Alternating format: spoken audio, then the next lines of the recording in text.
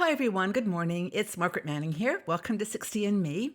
Hope that you're doing great today. I am starting my day with a nice cup of tea. I've got my Al Natura, which is a little brand that in a shop that nearby, a German shop, that is a jasmine green tea. And I love green tea of all kinds, and I know many of you do too. So this is my green tea morning, and I hope that you're doing good. I hope that everything's well in your life and that you're feeling confident about the next few years financially more than anything else. I mean, when we started 60andMe, we started off with three premises that these were the things that were important to women over 60. There was well-being, health and well-being, independence, which is following your passion, for education, going back to school, traveling, doing all these cool things with your life that you've always wanted to do, that maybe got put to one side. The third thing was financial security, and we talked around this topic in so many different ways in the past 5 years. And the one I want to talk about today, though, is an answer to the question, will I be able to financially survive and live into my 90s and beyond? What have I done to prepare for my retirement, in quotes? Now, a lot of people will say, oh, I'm never going to retire. And I probably put myself in that category too. I love working. I do love doing 60andMe work. And so for me, it's a passion. It's hard work. Sometimes it's a lot of hours. I know behind the scenes, you might not know all the stuff that goes on in terms of working with our bloggers and getting the content together, working with partners and trying to give you the best possible experience on 60andme.com and all our channels that we can. So for me, it's work. And it probably will continue, hopefully, for a long time. But if you are one of those people who feels, honestly, I haven't saved enough, I'm just not be able to manage, then one option you've got is to start a business. Now, before you all run away and think that's not for me, I don't have the confidence, I don't have the money, I don't have the ability. I could go on and on listing people who started businesses with very little money, people who started in their 60s and 70s and became millionaires. But if you find that middle ground, we're not looking for the extremes. We're just looking for ways for you to earn a few $100s every month, $1,000 a month perhaps, that you can use for your travel, for all those other things we talked about, well-being, to buy those extra supplements, to buy those extra lovely foods, to go on the holiday that you wanted, the cruise that you've dreamt about. Those are all things that are enabled by having money. And I know a lot of people will say to me, Margaret, you don't understand, you don't understand the situation that I'm in. And I'm not going to go into detail about my own life, but all I can say to you, hand on heart, is yes, I do. Yes, I do. Now, we can argue about my situation versus yours, or anyone's situation versus yours, but it's the truth. Most people understand. There's a group of course that are financially secure, and maybe they are happy to give back in different ways. But just trust me that you're not alone. So start a business. Now there's lots of options you've got, and actually technology is here to the rescue.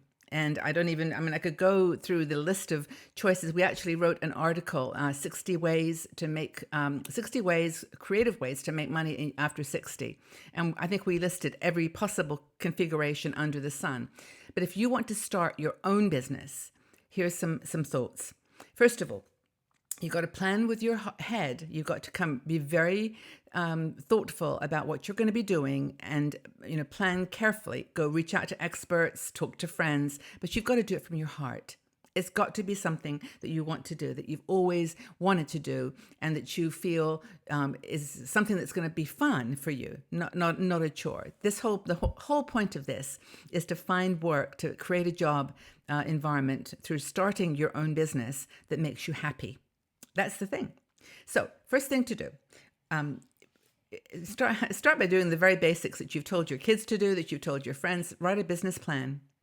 There's lots of templates online. You can kind of get to an understanding of what you want to do by writing down what you're passionate about. So let's just say, for example, you want to start a craft business. You know how to knit. You make wonderful soaps. You have a secret recipe. You know you'd like to write a book about something that you're very, very good at and you'd like to sell that book. All these things are not going to make you millions of dollars, but there are ways to market them, put your services online and your products online. But the first thing is to think about what it is. What customer problem do you want to solve? That's the whole thing. You're not going to sell anything online if it's not something that people need or want or desire. And believe me, it's not that there's a big market and people are selling things from all over the world to compete with you, but there are plenty of our women who are doing wonderful things with jewelry, with accessories, scarves, fashion items, or books. You're never going to make a fortune from any of these things, but if little extra money makes a big difference. So, who's your customer?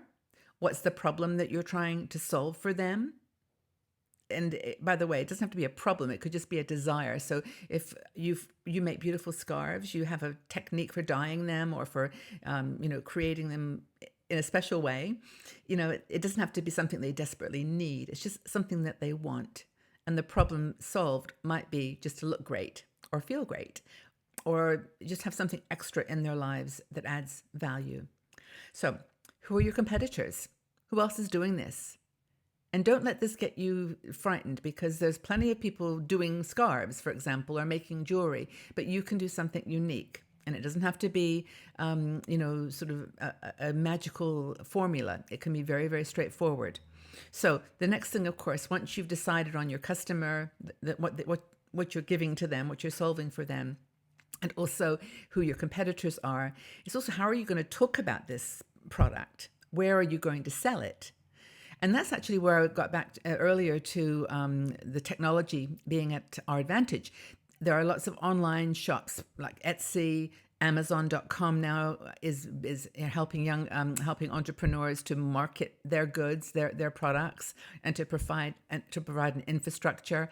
If there's also places like I think it's called not Red Button, but Red Balloon, where if you're an artist, you can sell your paintings or your cards or things that you've made with your hands. And I mean, all you have to do is look online to Google and just check, places to sell my art or places to sell my jewelry. And there are lots and lots of great resources.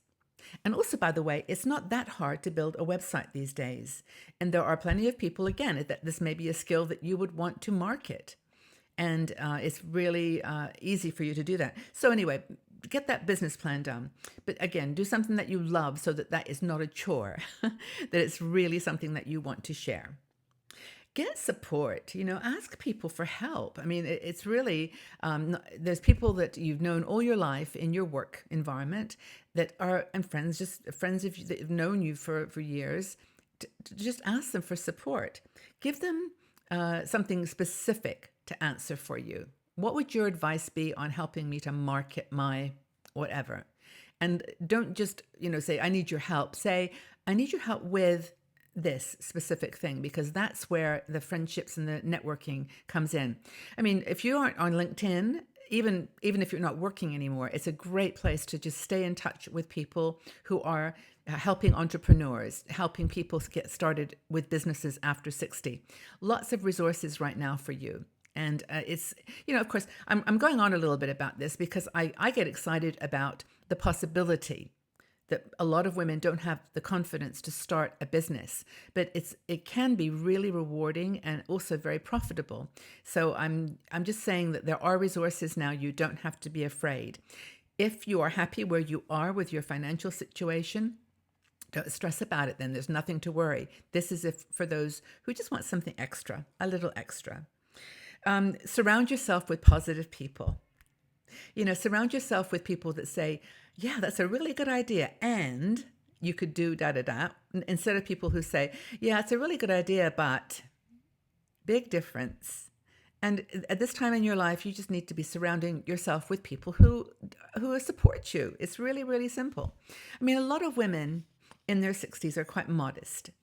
Oh, I could never start a business. I don't know what to do or how to start. Oh, I wouldn't have the ability to do that. But honestly, you have to stop thinking that way and change your mindset. In fact, maybe that's the very first thing that you have to do is just change your mindset and have a glass is half full or glass is always full mentality rather than looking at it with hesitation and excuses to not start. As I said, may not be for you, but hopefully this is giving you some ideas if you are looking to start. One thing I didn't mention, by the way, which is very important, is if you have a skill that you've learned over the years, say you're an accountant or a writer or a communications manager, administrator, nurse, whatever teacher, whatever your skill and your career was, you might want to consider doing consultancy. There are some sites like, I used to be called Elance, now it's called Upwork, and other online sites. Watch out for them. They can be a little bit challenging to work with, but there are places where your expertise in an area can be a very big value to a company who does not want to hire a full-time person, but wants just to get a month or two of someone's brain, your learning and your expertise. So consultancy is another thing to consider as well. That can be quite profitable. If you've got a skill that, like for example, say you worked in the pharmaceutical business or in healthcare travel, they might be very interested in what you know to help them with a project or a product launch. Anyway, I've gone over a lot of different territory here, but the most important thing, I guess, is to say, if you want to start a business, it's possible. You can do it. And read the article. We've got some detail, and there's a lot on our website on this getting started with a business. And I'd love you to share your thoughts. Have you ever considered starting a new business? And what qualities do you think you'll need in order to succeed? All right, everybody. Well, all you are interested, please leave your comments in the section below. I'll join in too, give you all the support in the world that I can from a distance, and wish you all the best. So have you considered starting a business?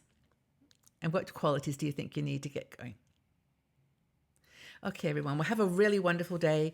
Take good care of yourselves, and I'll talk to you all again soon. Bye-bye for now.